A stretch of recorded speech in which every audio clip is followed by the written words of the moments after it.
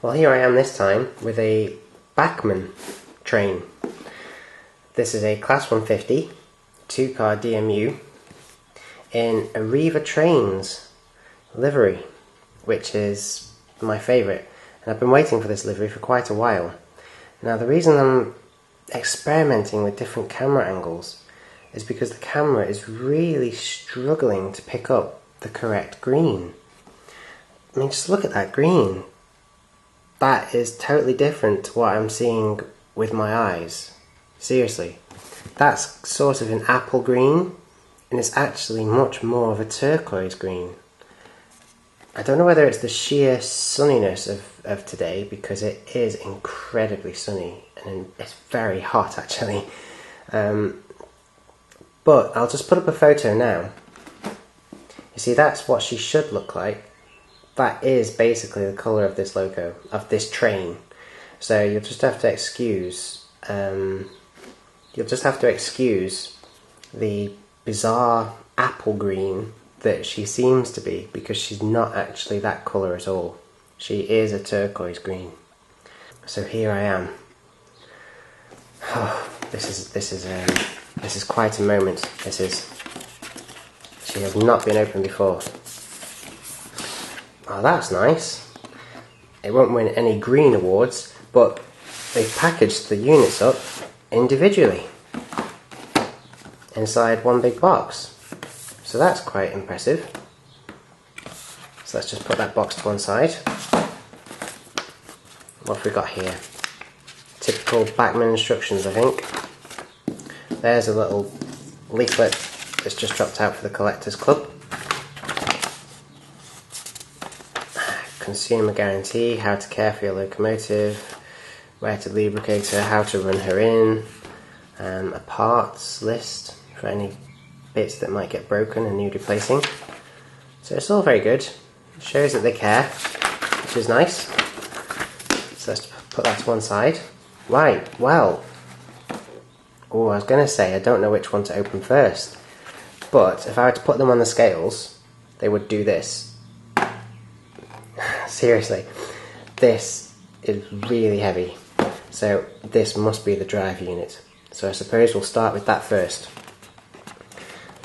So let's just slide out this block of ice, as I like to call it, and then remove the plastic sleeve. So we should be able to get access to those details now.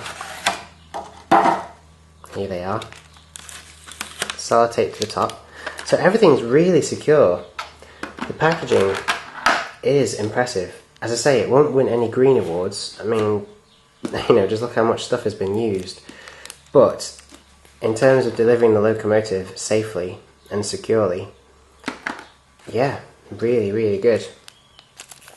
So what have we got here? Well, I think this is the little piece of plastic, the little tool or instrument, if you like, that connects the two units together. And those look like snowplows, which haven't been painted. I suppose you don't have to paint them, but it could be quite realistic to paint them and then weather them. So yeah, in this bag we've got a little tool which seems to connect the two units together, and then two snowplows, which is quite nice. But I'll come back to that later. I think I'm going to have to. So let's open up the actual logo. Oof. Wow, God, she's heavy. This is going to kill my back. Now, as I say again, let's just flash up a photo of what she's supposed to look like. And here's what she looks like on camera. It's completely the wrong green, but trust me, she is not this green in real life. She is much darker. She is the proper turquoise colour she's supposed to be. So where do we start? Well, I mean, just look at the detail. You see all those warning signs on the bottom there, and all that piping. It's amazing. Really, really nice. Even the little bits of red on the bogies there, above where the springs are. The exhaust, Well, it'd be great to weather all this bit then, wouldn't it, and make it black. Just turning the locomotive around, we've got detail on the end of it there. The livery is spot on. You just have to ignore the green because it's wrong. But, wow. Yeah, okay, the detail is incredible. It's at least on par with the detail of a Class 153 by Hornby. Just have to excuse the rather rude plane going over. That's quite interesting. They put a NEM coupling on the end. I suppose you could couple it up to other locomotives of the same type, couldn't you? But over at this end, I don't know if you can see that, if the camera can focus in on that, but you've got a really bizarre connector for coupling it up to the other unit, and that seems to be conducting power as well. But I'm going to have to look at that in a second. Let's just put this unit down and have a look at the other unit.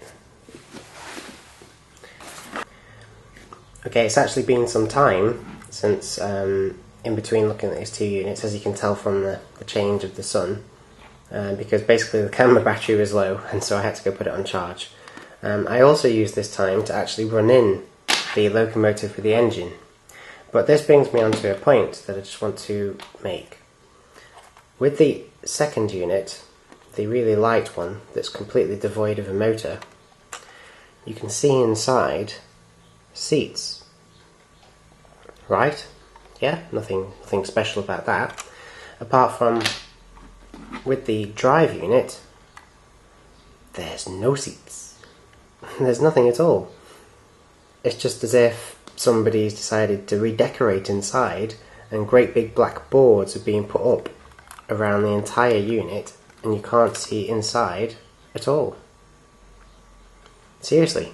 I mean, it's very heavy, so I'm guessing there's probably a very good motor inside there driving both bogies, possibly. I'm not sure, I haven't opened her up yet. But that seems a bit over the top for me. There's nothing wrong with the Hornby Class 153 having just a single strong bogie here, driving the entire unit. Okay, it's only a single unit, but I'm sure it's powerful enough to drive two units. So why Bachmann haven't done the same thing, I don't know. But I'm going to have to mark it down for that, I'm afraid. The detail may be exquisite. Just look at those wipers and the little sign that says Cardiff Central or Shrewsbury.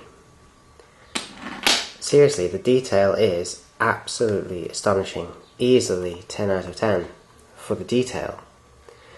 But I'm going to have to mark it down because you can't see the seats in one of the units, but you can in the other one, which is just silly. Really, really silly. I mean, if you're going to do it, make it so that you can't see seats in either, or you can see seats in both, but not see seats in one and can't see them in the other. That's just daft.